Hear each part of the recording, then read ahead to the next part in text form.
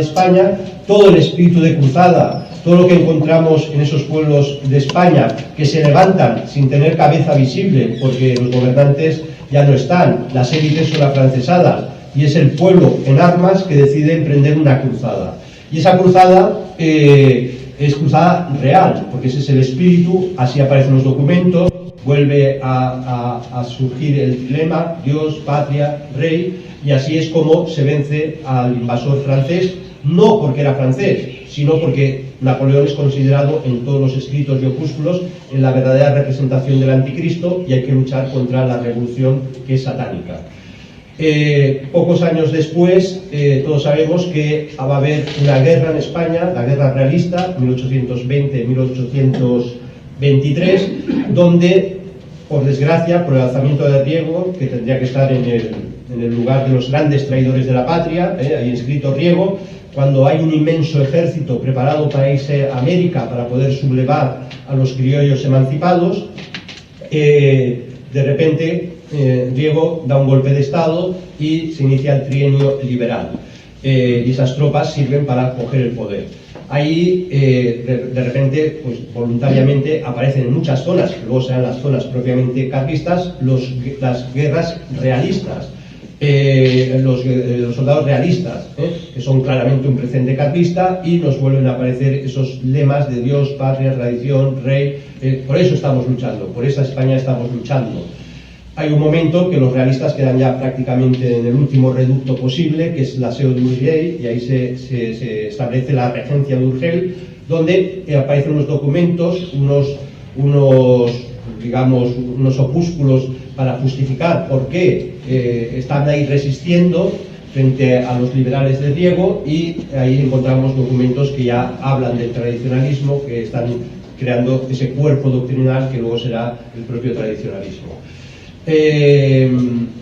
Cuando, por una cuestión de pactos entre las realezas, se envían los 100.000 hijos de San Luis para sofocar el movimiento liberal, aquí viene y descubrimos que no hay dos Españas, hay tres, o si queremos dos, pero con unos matices. ¿Qué es lo que pasa? ¿Y por qué? Así podremos entender cuál es la postura del carlismo contra algunos patriotismos que, en el fondo, habría que huir de ellos. Cuando estamos, insisto, en la guerra realista, hay gente que está defendiendo por Dios, por la patria, el rey, en ese momento el rey es Fernando VII, que consideran que está atrapado por los gobiernos masones que le rodean, y entonces un carlista, Juan Bardina, describe así la situación. Se ha proclamado una constitución revolucionaria, que es la de 1820, sabemos ya que existían tres partidos, hay tres Españas. Una, la liberal, que es la que hizo la revolución, la de Riego. Otra, la de los absolutistas, y dice que es el partido dominado por los masones, los absolutistas, que nos han hecho creer que somos nosotros, que somos los reaccionarios, que somos... No, estaban los masones, porque toda la cúpula del ejército estaba masonizada, y los absolutistas eran ilustrados, eran masones, igual que los liberales.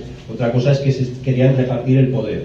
Tenemos estas dos Españas, esta dialéctica que se irá repitiendo en la historia y ha engañado a millones de personas bajo el nombre de conservadores, liberales, derecha, izquierda, PP, PSOE, pero siempre es la misma trampa. Esa es una España que tiene sus raíces en este espíritu revolucionario. Y dice Bardina, y la tercera es la realista, los realistas que contaban con el pueblo. Aquí Bardina tiene claro que había un pueblo que defendía sus valores tradicionales, y frente a ellos pues aparece a veces la revolución bajo forma conservadora, a veces bajo forma más radical, pero siempre acaba siendo lo mismo. Y así vamos a entrar en las guerras carlistas. Las guerras carlistas, no voy a hacer evidentemente una descripción histórica larga, porque no tiene sentido, pero sí es muy bonito poder enmarcarlas, insisto, en un contexto de toda una revolución. Todo el siglo XIX es el siglo donde se va a jugar, el siglo XX se va a jugar el futuro de Europa, y somos consecuencia de esas guerras, esos pulsos entre todavía una Europa que pensaba en la cristiandad y una Europa que quería dinamitar la cristiandad y establecer su nuevo proyecto, que ya había encendido la vela, la Revolución Francesa. Pues bueno, frente a estas guerras carlistas, un autor que no es nada carlista, Josep Pla, que a todos nos suena, dice, comenta las guerras civiles, las guerras carlistas decimonónicas, y dice, las guerras civiles, se refiere a Cataluña, evidentemente su entorno, sobre todo la última, la que sería la tercera carlista, dice, fue una explosión de tradicionalismo auténtico, con un sabor popular fascinador. Ese plan no tenía nada de carlista, pero de repente el sentir popular de un pueblo que no está financiado, que no es parte del ejército regular, que tome las armas, que luchen por unos ideales, esto le fascinaba. Las libertades concretas, suelos, que predican los viejos carlistas, pueden ser más sólidas que las libertades que postulaban los liberales. Eran libertades entendidas a la manera antigua, no esa libertad abstracta, con mayúscula, vaga, escrita en un papel, en las constituciones liberales, el pueblo es libre y todas estas cosas que evidentemente no quedaban en nada, esa libertad tan inconsistente del liberalismo, sino que eran libertades concretas garantizadas por organismos, instituciones, costumbres, hábitos antiguos, vivientes y de escamoteo imposible, ¿no? Bueno, sorprende que Josep Pla, que tenía una trayectoria política muy determinada, nunca cercano al carlismo, se fascinara entendiendo que el carlismo era una forma, era los restos de un pueblo que había existido en la cristiandad y que no quería morir, y que ese sentimiento de libertad real, concreto, que se vivió en las comunidades y pueblos de la cristiandad, pues eso no querían que fuera suplantado por una constitución o unos derechos de los hombres que había traído la Revolución Francesa. Bueno, en esa guerra, la primera guerra carlista, 1833-1840, curiosamente, y confirmando lo que nos ha dicho Bardina, el primer alzamiento carlista se tiene que enfrentar a gobiernos de liberales moderados conservadores, no es que fueran contra los más radicales. Otra cosa es que dentro del propio sistema isabelino, bueno, de la regencia, porque Isabel era muy pequeñita, pues hay unas luchas brutales entre siempre militares más masonizados, más radicales, y otros menos radicales, que son los que llamamos conservadores. De esos golpes de Estado, pues viene el motín de la Granja y aparece ese personaje que es Mendizábal, terrible, que empieza, bueno, o continúa lo que ya pasaba con Carlos IV, las desamortizaciones de la Iglesia. Una de las razones que explican por qué el carlismo fue tan popular y por qué el carlismo, digamos, tenía esa energía, es que estaba defendiendo a la Iglesia. La Iglesia empezó a ser desamortizada, por tanto privada de sus propiedades y por tanto debilitada, y por tanto no era por un tema de justicia, sino que era claramente para simplemente acabar eliminando la Iglesia.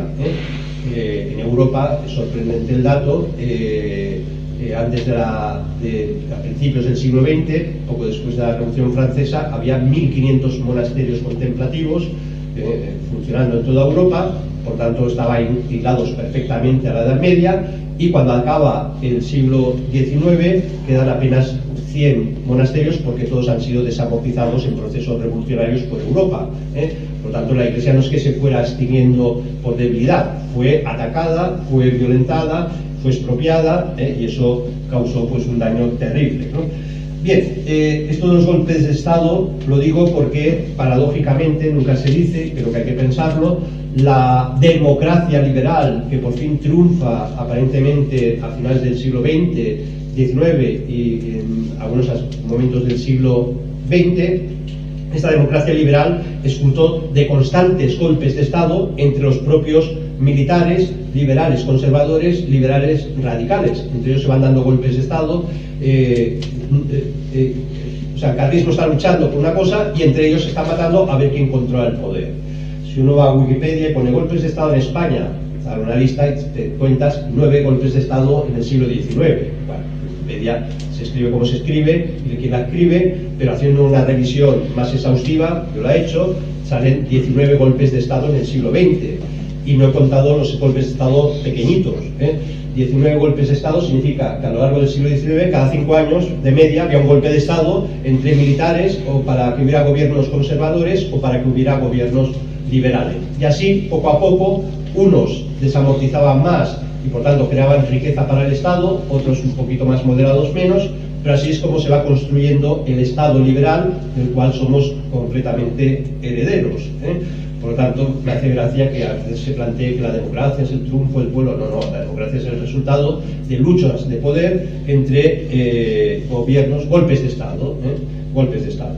El siglo XX pues lo mismo, esto es evidente. Bien, entonces también es muy importante tener en cuenta lo que he dicho, ambientes, lo que está pasando en Europa. Cuando Riego en 1820 da su golpe de Estado, hay lo que se llamamos las revoluciones de 1820 que atentan el sur de Europa, y es en ese momento cuando hay una guerra civil en Portugal y el intento de mantener una monarquía católica cae y agarra una forma liberal, es el miguelismo.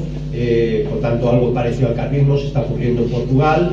El reino de Nápoles, que había sido el gran reino católico donde gobernaban los Borbones, que había sido la frontera frente al Islam, todo Nápoles y dos Sicilias estaba frenando el Islam, pues también hay movimientos revolucionarios para hacer caer. En el norte de Italia, que dependen del Imperio Austríaco, hay revoluciones, revueltas con la intención de liquidar los estados pontificios y acabar con la Iglesia.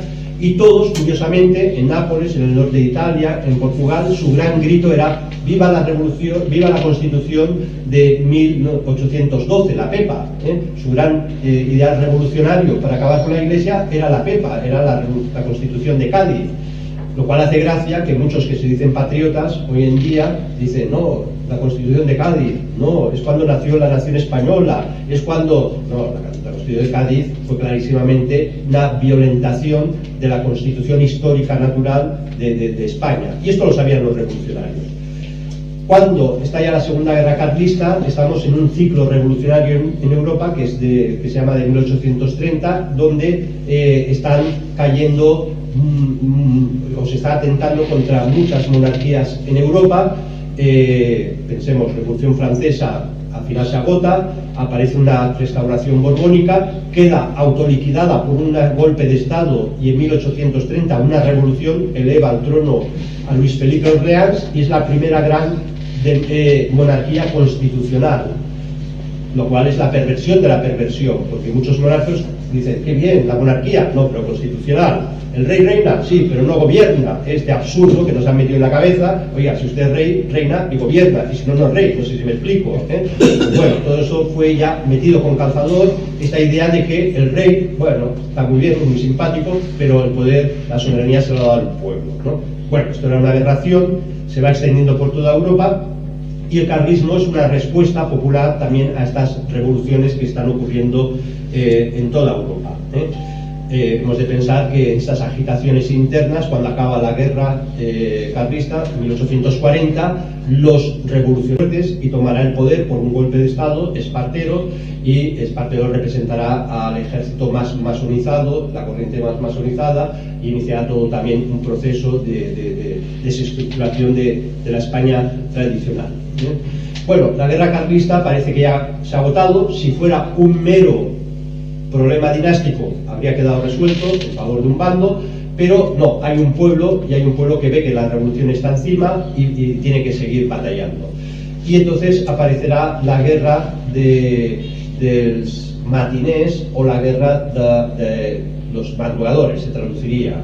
Me he olvidado, en 1827 hay otra guerra, que es la guerra de los desagraviados o malcontents, descontentos, que fue una guerra curiosísima, se da solo en Cataluña, es puro carlismo, porque ya se levanta la bandera de Carlos V, y entonces es muy divertido porque están pidiendo, porque los gobiernos masones de Fernando VII han suprimido la Inquisición, y en Cataluña se levantan en armas el pueblo para pedir que se restaure la Inquisición, porque entendían que el sistema liberal iba a traer la policía, iban a quitar la Inquisición. Decían, no la Inquisición que la policía, no sé si me explico, que es la que garantiza que haya un orden moral, era un sentir, y bueno, y esto pasó en 1827, y luego, años después, Segunda Guerra Carlista, la guerra de los matinés, solamente se circunscribe a Cataluña.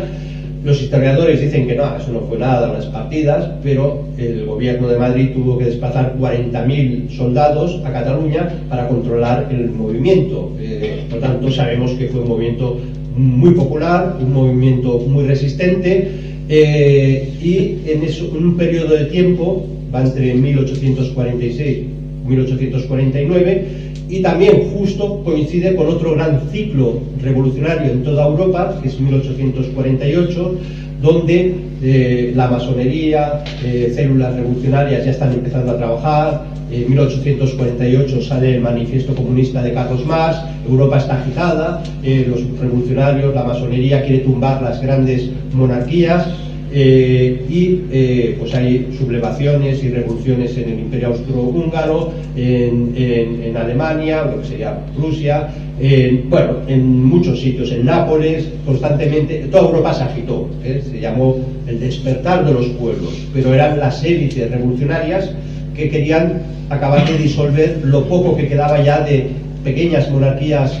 católicas o referencias católicas en las monarquías, o religiosas a secas, ortodoxas, como el zarismo, etc., ¿no? Y en ese ambiente revolucionario europeo, pues el carlismo da la cara, sale a luchar, fracasa, de ese fracaso vendrán gobiernos más radicales. 1855 entra en el gobierno liberal Madoz realiza otra famosa desamortización, por lo cual la Iglesia queda otra vez tocada. Muchos carlistas que han perdido la guerra se van a luchar a las guerras del Brigantaccio en Italia, que son guerras donde la revolución, la casa de los Saboya, que es una monarquía que está en el norte de Europa, que es profundamente anticatólica, que sueña quedarse con Roma, expulsar al Papa, acabar con la Iglesia, tiene un enemigo que es Nápoles, el reino de Nápoles, y entonces le hace la guerra.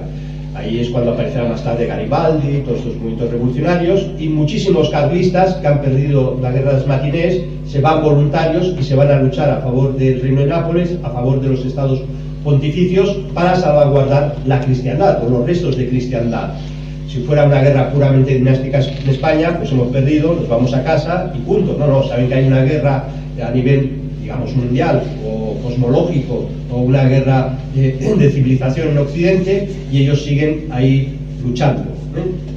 Bueno, en esta guerra podríamos alargarnos profundamente, porque es muy querida para mí, porque se hace principalmente en Cataluña. Hemos de pensar que por esos años estas presiones de los Saboya expulsan a Pío IX. Pío IX fue expulsado, esto no lo dice nadie. Napoleón, la Revolución Francesa secuestró a un papa, Pío VI. Napoleón, como emperador, secuestra a un papa, Pío VII. Pío IX es expulsado. Ahí de milagro han quedado los papas, no sé si me explico, porque era una guerra a muerte. Napoleón dijo, ya prohibido que haya cónclaves, y si no hay cónclave no habrá papa, si no hay papa ya nos acabó con la Iglesia Católica. El pobre Pío VII fue escogido entre 4 cardenales a escondidas y le tuvieron que hacer una tiara de cartón piedra para el rito. Imaginemos cómo estaba la Iglesia, estaba perseguida, en catacumbas, y la revolución ya cantaba la muerte definitiva de la Iglesia. Pero había un pueblo, el Brigantaccio, que eran los católicos italianos o napolitanos, etcétera, porque el concepto de Italia no era un concepto como ahora. Y bueno, esa guerra yo creo que es muy importante. Más adelante, el carlismo nunca muere, hay un intento de levantamiento en 1860. En ese momento España tiene esas agitaciones brutales porque empieza la guerra de Cuba, tenemos la guerra de África, los militares las guerras de África las utilizan para tener más poder, y sobre todo son militares masones, ahí aparecerá Prim. Y bueno, hay un momento que parece que la revolución ha soltado amarras, pero no, la revolución sigue y hará caer a Isabel II, que es mayor. Isabel II cae en 1868, una revolución encabezada por varios militares, el más prestigioso es Prim, sabemos que era masón. A partir de 1868 hay un listado terrible de leyes anticatólicas, los libros de historia no se cuenta nada, pero son leyes que estaban encaminadas prácticamente a reducir la Iglesia a escombros. Son leyes terribles, los libros y toda una relación brutal de leyes. Y entonces, además, lo que pasa es que Prim era listo, y Prim dice: España no está preparada para una república.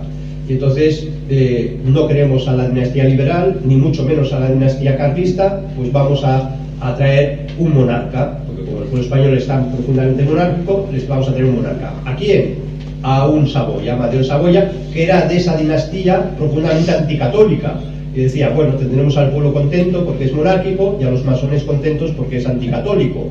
Evidentemente eso no podía ser, no funcionó. Evidentemente a Prim no se lo perdonaron los propios masones y lo asesinan, y eso lleva a que España entre en unos momentos más profundamente críticos. Amadeo de Saboya se va, se instaura la Primera República, empiezan las guerras cantonalistas, luego al final. Empiezan las guerras cantonalistas y evidentemente el partido carlista decide abandonar el Parlamento y se da la orden de alzamiento, y va a empezar la Tercera Guerra Carlista.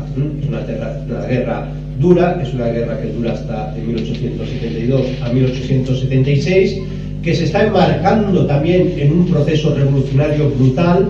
Porque si las revoluciones que he ido diciendo, 1830, 1848, tenían carácter de los liberales, masones, élites, la de 1870 ya es una primera gran revolución comunista, la Comuna de París, que se empieza a contagiar por toda Europa.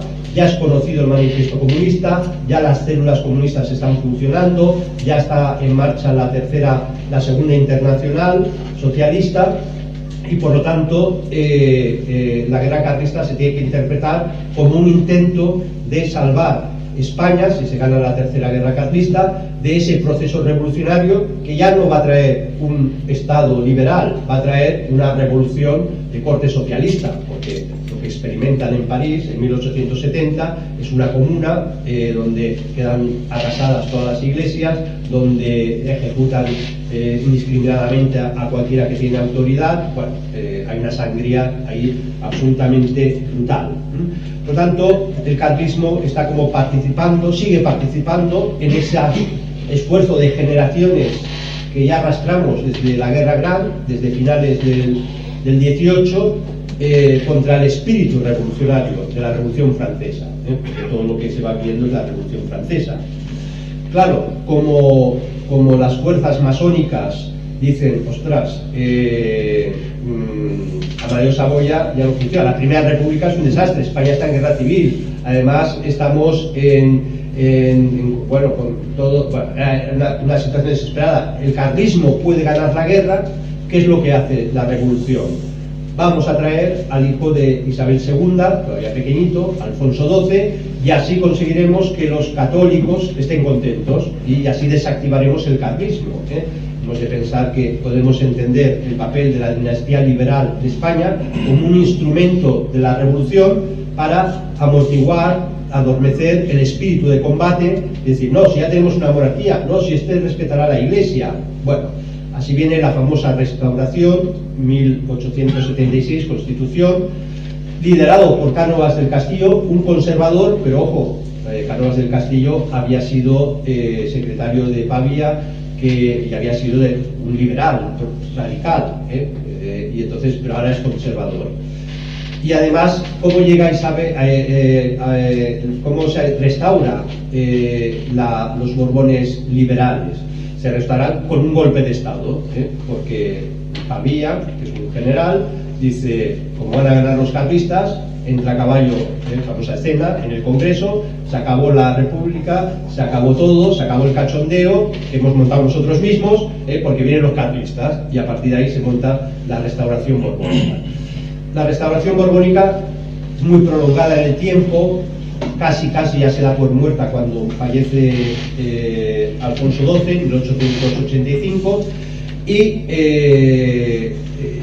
luego vendrá la crisis del 98, y entonces pero la van alargando, se va alargando hasta que Alfonso XIII tiene mayoría de edad, y bueno, y entonces el carlismo ante esto entra en un momento duro, un momento de, digamos, está bloqueado porque ya todos los poderes son conservadores, son monárquicos, están aparentemente a bien con la Iglesia, toda la trampa, pero bueno, parece que el carlismo ya no tiene futuro, ya no tiene sentido.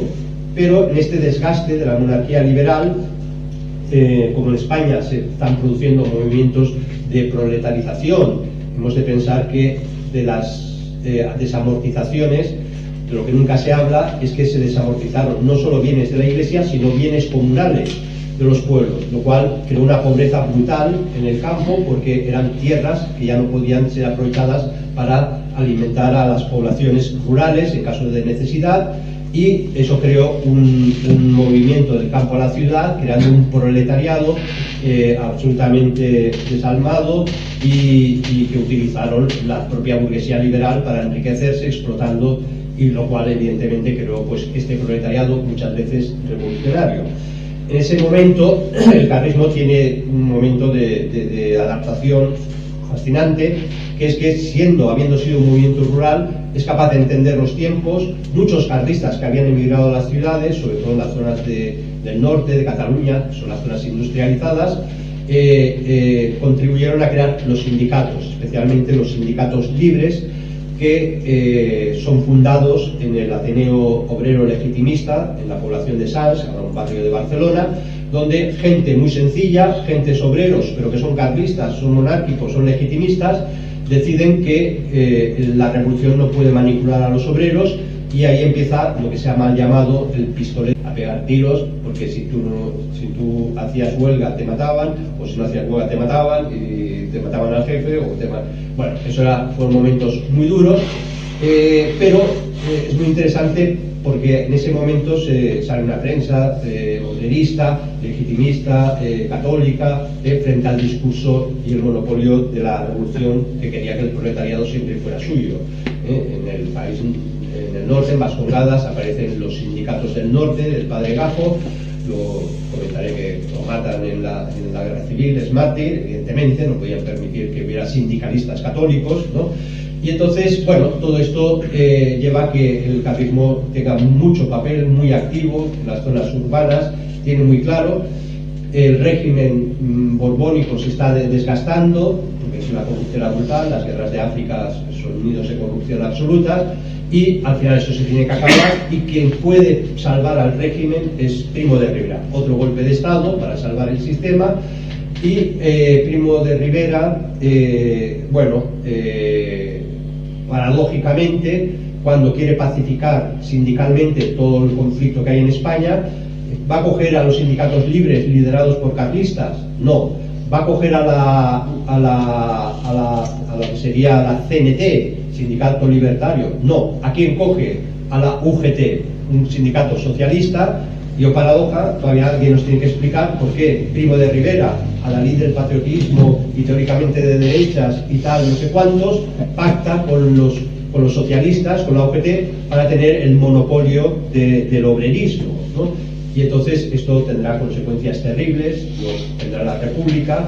En Cataluña, el tema que yo lo he estudiado, se hace el Pacto del Hambre, que significa que todos aquellos carlistas que estaban en los sindicatos libres, ni la Generalitat, en ese momento lo firma Companys, ni los gobiernos centrales, ni los empresarios burgueses catalanistas van a contratar a carlistas en las fábricas, con lo cual era condenarlos al hambre. Se llama así el Pacto del Hambre, porque si tú eres de los sindicatos libres, eres carlista, nadie te va a contratar. Ese es el gran pacto entre esa burguesía catalanista y los movimientos revolucionarios, esa izquierda republicana que acaba de nacer.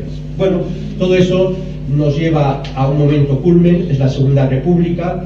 Antes de la Segunda República parecería que el carlismo estaría agonizando, excepto estas fuerzas sindicales. En ese momento también se crea el requeté como imitación de los Camilots du Roi, que es los soldados, los hombres de la acción francesa, que son monárquicos en la Francia republicana y que están luchando y se parten la cara, son superactivistas en las calles, y a imitación de eso, un rey carlista, don Jaime, decide refundar el RQT y se convierte en una milicia urbana de choque, de contención de los procesos revolucionarios. Pero bueno, llega la Segunda República y encontramos que los conservadores, que le habían hecho mucho la pelota a Alfonso X, los católicos, Alfonso XIII, los católicos liberales, todos estos se tienen que reciclar y se vuelven republicanos. Hay una cosa que es muy significativa, que Alfonso XIII, cuando España ya se está deshaciendo, en 1919, dice: necesito de los católicos, necesito de los tradicionalistas que me apoyen. Saben que no le van a apoyar, pero crea el acto de consagración de España al Sagrado Corazón y entonces, claro, los carlistas y los católicos firmes eran muy devotos del Sagrado Corazón y cree que así los va a ganar, ¿no? Y entonces hace la famosa consagración en el Cerro de los Ángeles, ese monumento que luego en la Guerra Civil lo dinamitarán los anarquistas, pero Alfonso XIII pone en la base reino en España, ¿no? Como diciendo, el régimen monárquico, liberal, con conservadores, esto ya es el reinado de Cristo. Y los carlistas decían, esto no es el reinado de Cristo, y entonces, bueno, todo esto se hunde. Alfonso XIII huye en las elecciones de abril del 31, España de la noche a la mañana se encuentra republicana y el carlismo ante eso se reactiva brutalmente, se multiplican las juntas locales, en toda España llegan a haber 700 juntas locales, ya se empieza a activar otra vez el RECT, unidades militares, paramilitares, podemos decir, que se están preparando porque el objetivo es hundir la República. ¿Por qué? Porque la República es considerada un instrumento de la Revolución Mundial para acabar con el catolicismo en España. En cambio, otros católicos liberales que habían hecho la pelota a Alfonso XIII, pero cuando llega a la República dicen, no, si los católicos podemos estar muy bien en la República, a través de la Asociación Popular van a constituir los núcleos de lo que luego será la CEDA. Fijémonos que esta derecha siempre es traicionera. Cuando Primo de Rivera toma el poder, 7 años de directorio militar de Primo de Rivera, crea un partido, la Unión Patriótica, y su lema, para atraerse a los carlistas, su lema es, si el de los carlistas es Dios, patria, rey, pone patria al principio, lo primero es la patria, luego religión, digamos así, abstracta, y luego monarquía, ese era el lema del partido, pero como para decir, no, si somos tradicionalistas, si somos de los vuestros, podéis venir, pero evidentemente era un engaño, como acaba viéndose clarísimamente, porque al final la propia dictadura de Primo de Rivera pues hace la guerra al carlismo. Pero llega la República y entonces los católicos se dividen en los ingenuos que creen que se puede bautizar la República, tan ingenuos como luego en la Constitución del 78 tantos obispos nos lanzaron la idea de que, bueno, el católico podrá vivir muy bien en un régimen democrático y tal, y todo lo que ha pasado ha sido una persecución ladina y sutil, y ahora directa y violenta contra nuestra religión, pero bueno, se consiguió engañar. Y entonces había católicos liberales a favor de la República y carlistas que estaban, hay que acabar con la guerra, con la República. Intentan un golpe de Estado, apoyar a Sanjurjo, la Sanjurjada, fracasa. El carlismo, digamos, independientemente de las preparaciones militares, de hecho hay muchos militares que quieren que el lanzamiento, el golpe de Estado, sea un golpe de Estado, pero el carlismo estaba preparando su propio alzamiento, su propio movimiento. De hecho no es muy conocido, pero en 1900, después de la crisis de Cuba y la pérdida de Cuba y Filipinas, hubo un alzamiento carlista. 1900 estuvo desorganizado, hubo alzamientos en muchas poblaciones de España, pero bueno, fue sofocado. Pues el carlismo quería hacer su propio levantamiento contra la República, pero bueno, la historia es más compleja y nos lleva hasta donde nos lleva. La guerra civil, para nosotros, para el carlismo, no es una guerra civil, no era un golpe de Estado para reformar la sociedad, para reformar el régimen. Muchos militares que se alzan el 18 de julio lo hacen con la bandera republicana porque piensan que la República es buena, simplemente se ha deteriorado o hay movimientos que la están degenerando, vamos a dar un golpe de Estado para regenerar la República. No, el carlismo no tiene esto. Y cuando se produce el alzamiento del 18 de julio, la paradoja es que hay militares y gentes que se levantan con la bandera republicana y el carlismo dice, no, nosotros lo hacemos por la monarquía, sacamos la bandera bicolor y además con el Sagrado Corazón. La primera bandera bicolor que aparece es la bandera del Círculo Carlista de la Plaza del Castillo de Pamplona, y a partir de ahí el ímpetu de los requetés con la bandera, con el espíritu de cruzada, con el sentir de que España es una monarquía, que por tanto la república va contra la naturaleza de España, eso hace que poco a poco muchos militares que se habían levantado con esa esperanza de que simplemente era una regeneración republicana, pues acaben acogiendo el espíritu de cruzada. De hecho, si no hubiera sido por el carlismo, España no hubiera quedado definida en el referéndum de 1947, referéndum de sucesión, como una monarquía, porque hasta ese momento el alzamiento se hace durante la República y por tanto la legalidad sigue siendo la republicana. Pero gracias al carlismo esto cambia, se constituye o se reconstituye España como reino, y además con la bandera bicolor, y además con el espíritu de cruzada. Bien, luego hablaré y ya daré como una pincelada última, porque es muy importante. Esa cruzada fue una cruzada y además martirial, y esto es lo que el carlismo aporta a la historia de España. Hablamos de carlismo, no solamente es un movimiento de lucha, de guerra, sí es un pueblo resistente, es un pueblo en armas, resistente, pero el carlismo tampoco eran los cazurros. El carlismo nunca ha sido ni ha querido ser una doctrina ideológica, una ideología. El carlismo no es una ideología. ¿Tiene doctrina? Sí. ¿Tuvo pensadores? Sí, pero curiosamente los primeros pensadores carlistas era lo que se llamaban la teología del púlpito. Eran muchos predicadores de las órdenes mendicantes que veían la revolución, y el sentir del pueblo, el sentir tradicionalista, les venía por las prédicas de los pueblos. Luego fueron apareciendo pensadores, y la retahíla es muy larga.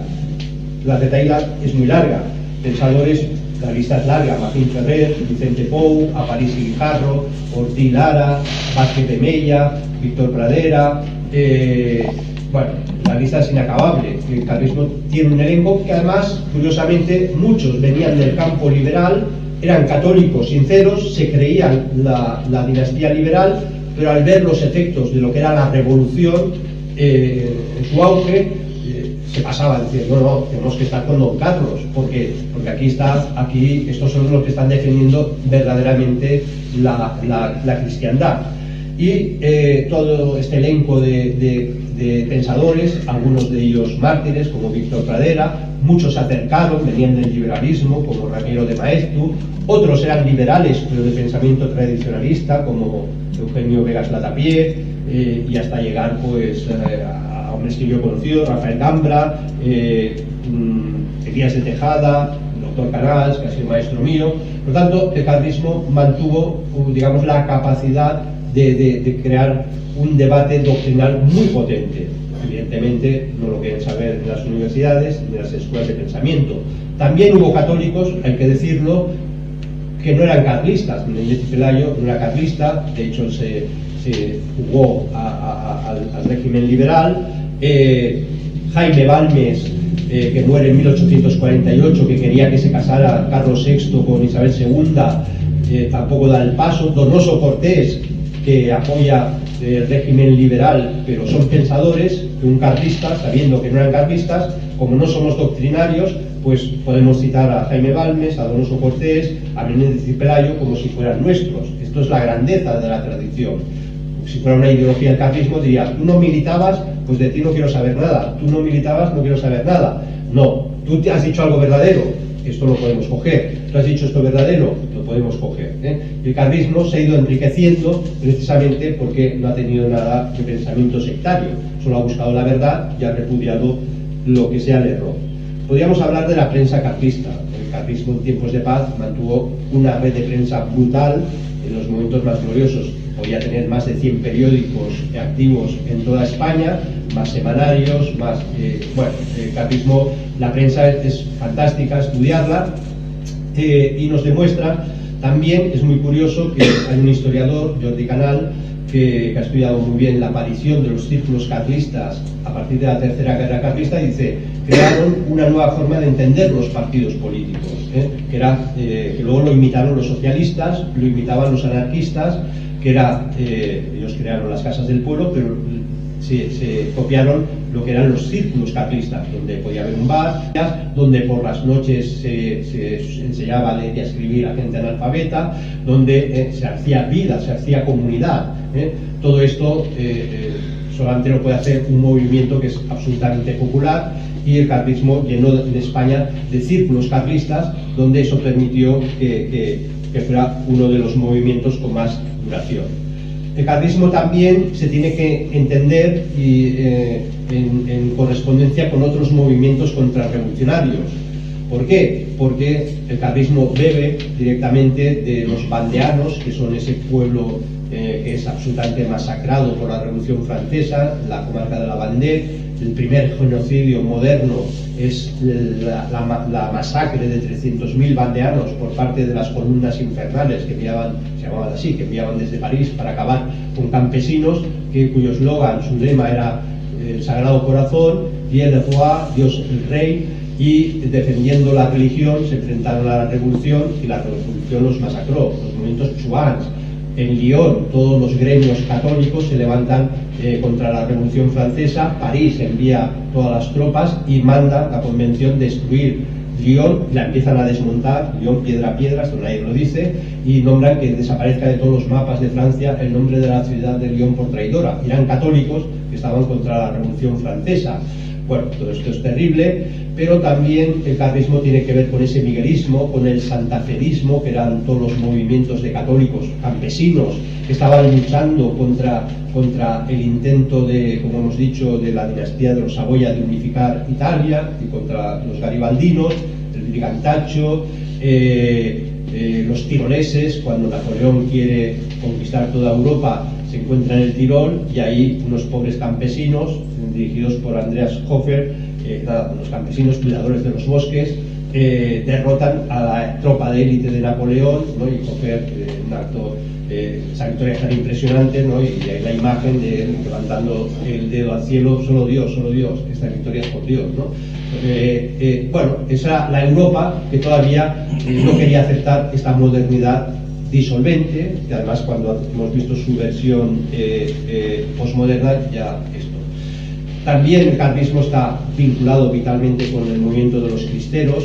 La primera vez que se grita Viva Cristo Rey es en el Congreso Eucarístico de principios del siglo XX en México, y a partir de ahí hay una guerra, la guerra de los cristeros, que empieza cuando esos regímenes masónicos liberales de Plutarco Elías Calles decide que el 1 de agosto de 1926 se suprimirá el culto católico en todo México, ¿no? Y eso provoca un levantamiento popular, y el grito de los católicos es Viva Cristo Rey. Como esto ocurre poquito antes de nuestra guerra, todo eso iba llegando al mundo católico español, al tradicionalista, y ahí es cuando se empezó a asumir el grito de Viva Cristo Rey, que será un grito que se lanzará constantemente en los combates, en la guerra, y también será un grito de los mártires. Por cierto, Pío XI concede que el grito de Viva Cristo Rey tenga indulgencia plenaria en caso de guerra, de combate, de muerte, ¿no? Es una oración, en el fondo, es una oración con indulgencia plenaria. Pues el carlismo lo vio todo esto como parte de ello. También del carlismo han salido, como no podía ser de otra forma, innumerables santos de la Iglesia Católica. Podría ser una relación que es fascinante, porque son personajes todos, desde Ezequiel Moreno, que fue un obispo que estuvo en Ecuador, en Colombia, perseguido por todo. En Ecuador había un gobierno liberal atroz, y bueno, cuando llega a España, ya viejo, ya enfermo, y entonces en su tumba van a poner: el liberalismo es pecado, ¿no? Santa Joaquina Vedruna, que vamos a decir, Santa María Llanet, San José Mañanet, al cual se debe a un sueño que tiene el origen de la Sagrada Familia. Su sueño se inspira a la Sagrada Familia en un sueño que tiene San José, el padre Mañanet, que además, cuando era seglar, antes de cura, había estado participando en elecciones, campañas electorales carlistas, todo. Francisco Palau, un santazo que decidió constituir una orden de exorcistas porque se da cuenta el mal ya nos inunda, aquí necesitamos exorcistas. Y bueno, Beato Domingo Sol, que era el cura encargado de formar a todos los sacerdotes españoles en Roma, la madre Rafos, y hasta hace poco que hemos beatificado, se beatificó en Barcelona, Antonio Tor, que un carlista de pro, que protegió al obispo de Ibrita, los cogen, luego los matan. Bueno, la lista es inmensa, ¿no? Entonces, es lógico, el carlismo estaba defendiendo un sentido de tradición, un sentido de religión, un sentido de patria, y curiosamente los seminarios se llenaban de las familias carlistas. Esto es así. Cuando vino la gran crisis del carlismo, ya ha venido la gran crisis del carlismo, muchas veces impulsada y movida por los sectores más liberales dentro eclesiásticos, pues al final, ¿qué ha ocurrido? Debilitado el carlismo, dejan de haber vocaciones en las familias carlistas, se los seminarios, se debilita la iglesia, y esto ha sido así, sociológicamente es así, y algún día alguien tendrá que hacer ese estudio.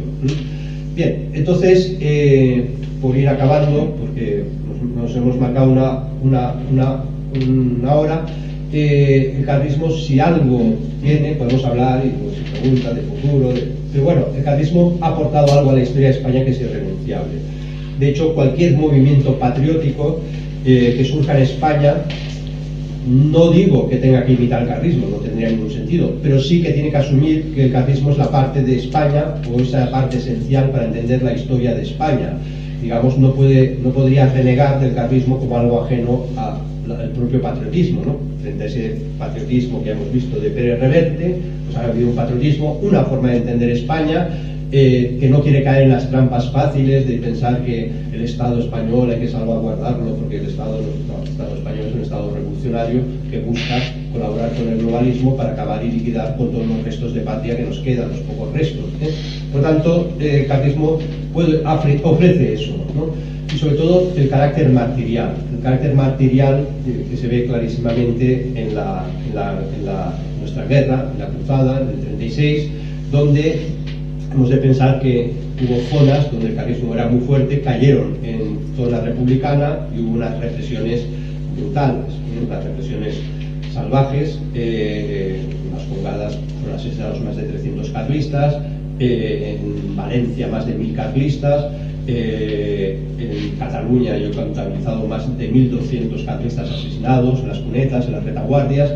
El carlismo tuvo, digamos, un heroísmo anónimo ante los hombres, no ante Dios, pero es un heroísmo y una sangre martirial que no puede ser olvidada y debe ser recordada. Quizás el caso más extremo, siempre los pongo cuando hay conferencias de este estilo, llegar, para que ustedes lo entiendan, Rafael Buñol, la población de Valencia, había una familia que eran 9 hermanos, eran 9 hermanos carlistas, fueron asesinados los 9 hermanos. Unos padres ofrenden a sus 9 hijos por la causa, por los ideales, pues es evidente que hay algo. Esto no lo haces porque sí, ¿no?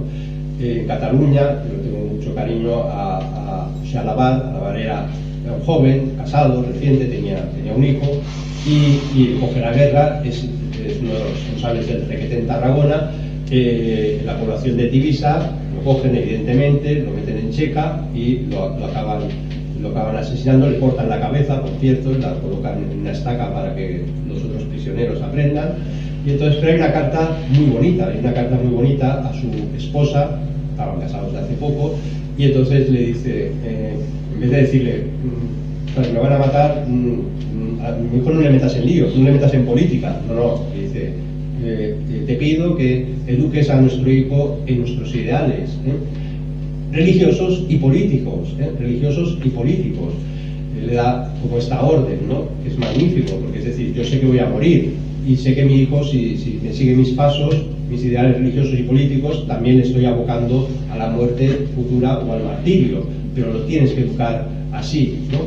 Y esos ideales religiosos y políticos es la forma de entender España, que entendía el carlismo, podríamos hablarlo, ¿no? El carlismo entendió que la esencia de España estaba en la unión del altar y del trono, la monarquía, no cualquier monarquía, no una monarquía parlamentaria, no una monarquía absoluta, un principio que hubiera un principio de autoridad que fuera desde el principio de autoridad que ha de regir en las familias al gran principio de autoridad que une a los pueblos, que es la propia monarquía.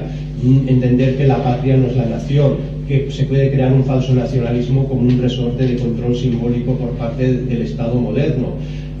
Por tanto, hemos de aspirar a que haya un principio de subsidiariedad a la hora de construcción de una sociedad, reconociendo soberanías sociales que evidentemente anulan la falsa idea de soberanía absoluta del pueblo, como gran fantasía de la revolución. El carlismo, digamos, ha ofrecido a España sus mejores hombres, ha ofrecido a España su mejor sangre, ha ofrecido a España la vivencia real, no como ideología, de lo que es defender, ¿no?, la pluralidad, la forma natural de organizar la sociedad, y por eso el carlismo, como he dicho al principio, es tan odiado, y por eso el carlismo o bien tiene que ser retorcido en su interpretación, o bien el carlismo tiene que ser simplemente anulado de nuestra memoria, de ahí las leyes de desmemoria histórica, ¿no?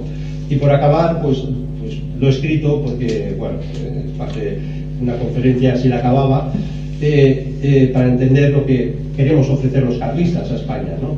En el carlismo encontramos incólume ese espíritu de cruzada multisecular. El carlismo quiere representar esa España que lucha, que resiste, que aguantamos, que da igual que seamos 1, que seamos 10, que seamos 100, tenemos que seguir, la bandera no se rinde.